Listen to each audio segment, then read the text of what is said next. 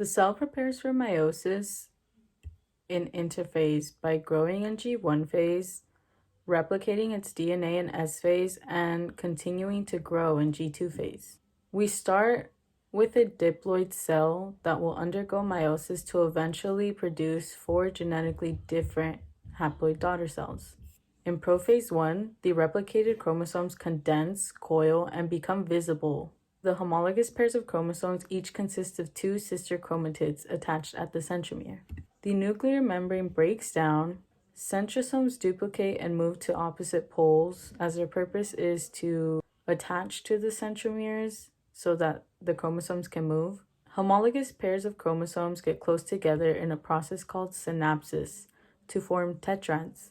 This is where recombination, or rather crossing over, occurs, in which the homologous pairs of chromosomes wrap around each other so that portions of one chromosome will switch with portions of another for genetic exchange. This increases genetic diversity.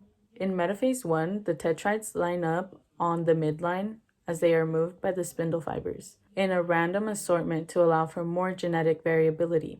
So in anaphase 1, spindles from the centrosomes separate the tetrads. The replicated chromosomes move to opposite poles, but the centromeres do not divide, as we see the sister chromatids remain attached. This is where the diploid cell becomes haploid. In telophase 1, the nuclear membrane reforms, the cell elongates, and the chromosomes uncoil, so they are no longer visible. In cytokinesis 1, a cleaved furrow forms at the equator of the cell. The constriction tightens and the cells separate into 2 haploid daughter cells, each with 2 replicated and unpairable chromosomes. Next, we have interkinesis, which is just the time between meiosis 1 and meiosis 2. No DNA synthesis occurs here. In meiosis 2, the 2 haploid daughter cells produced in meiosis 1 will undergo another round of division to produce 4 haploid daughter cells. In prophase 2, the previously replicated chromosomes coil, condense, and become visible. Spindles form from the centrosomes, and the nuclear membrane breaks down. It's important to note that crossing over does not occur here, as in prophase 1. In metaphase 2, the replicated chromosomes are moved by the spindle fibers and line up on the midline.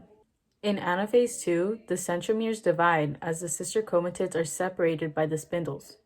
They are pulled to the opposite poles as individual chromosomes. In telophase 2, the cell elongates and chromosomes are at the opposite ends of the cell. The nuclear membrane reforms and chromosomes uncoil. Finally, in cytokinesis 2, a cleaved furrow forms at the middle of the cell. Constriction and tightening separate the cells into 4 unique and genetically distinct haploid gametes. And that is the end of meiosis. Thank you for watching.